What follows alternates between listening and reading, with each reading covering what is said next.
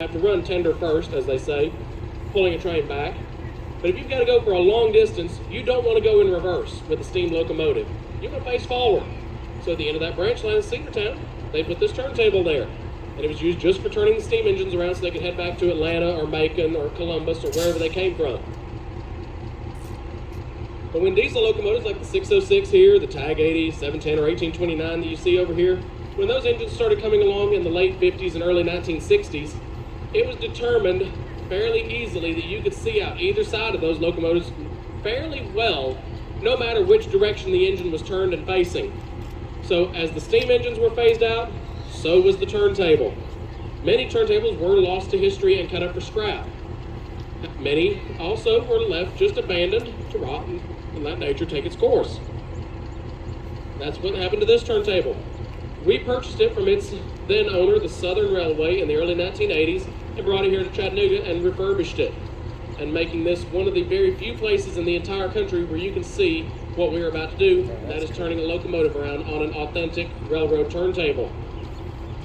Now from end to end, this turntable is about 80 feet long, and it weighs right about 80 tons. Locomotive 606, even though it is the smallest and least powerful of our diesel locomotives in our collection, is still a small little chunk of lead and weighs about 120 tons. Once we get the 606 out here on this turntable, we're going to have 200 tons sitting right here in front of you.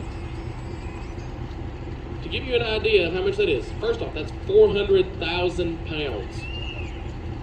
The average school bus weighs 11 to 13 tons.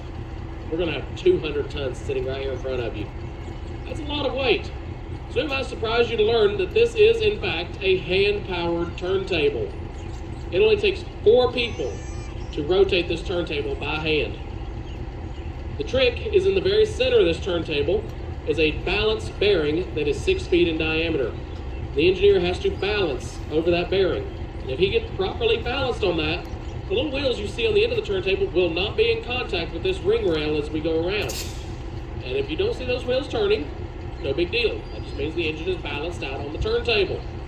The way he balances over this bearing is actually by watching the far end of the turntable down here where it's raised up a little bit from those rails that head off into the hillside. When that end down there drops even with those rails, at that point we can get 4 people over here to help turn this thing around while I stand back and provide moral support. Now I do have a few rules before we get anyone over here to help turn the engine around. First, if I don't get enough volunteers, I'm going to start picking people. I'm looking at you in the little pink jacket there. The other rule I have is if you volunteer the person standing next to you, I just got a 2-for-1 deal, because not only did you volunteer them, you also just volunteered yourself. So with that in mind, I need 4 volunteers to come over here and help turn the engine around. All right, come on over. Just kidding, just kidding. Liability won't let us do that anymore. Oh, crap. Instead, we're going to make our flagman, Zach, do all of it.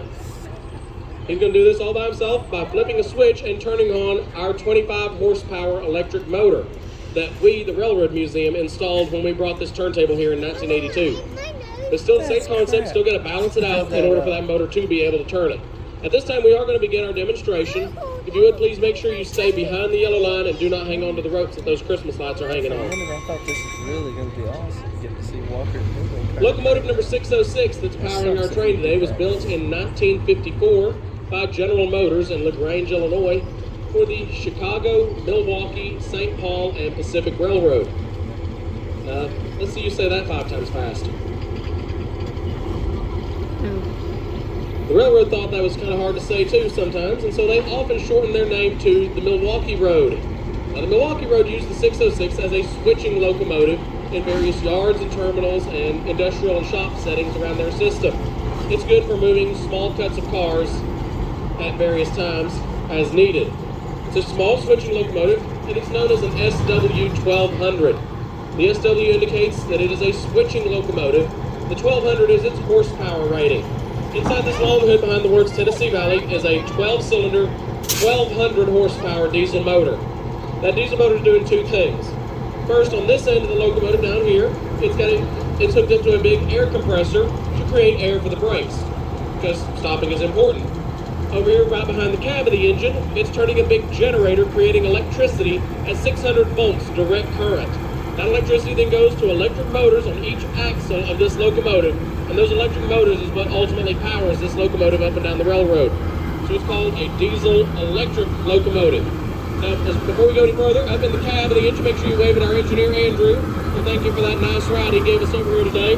Otherwise, he might just conveniently forget to reattach his locomotive to the other end of the train and take us home.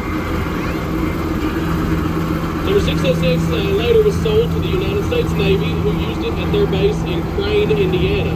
And it was there when we purchased the locomotive in 2015, brought it here to Chattanooga, and refurbished it back to operating condition, and put a fresh coat paint on it as you see the locomotive today. I'll be right here. Now, a lot of people think that diesel locomotives are more powerful than steam locomotives, and that's why they replaced them. That is more often than not, that is not the case. Diesel locomotives are just inherently cheaper to operate. Railroads actually found it is cheaper to put 2 or 3 diesel locomotives together to pull a train over using one steam locomotive, because they were using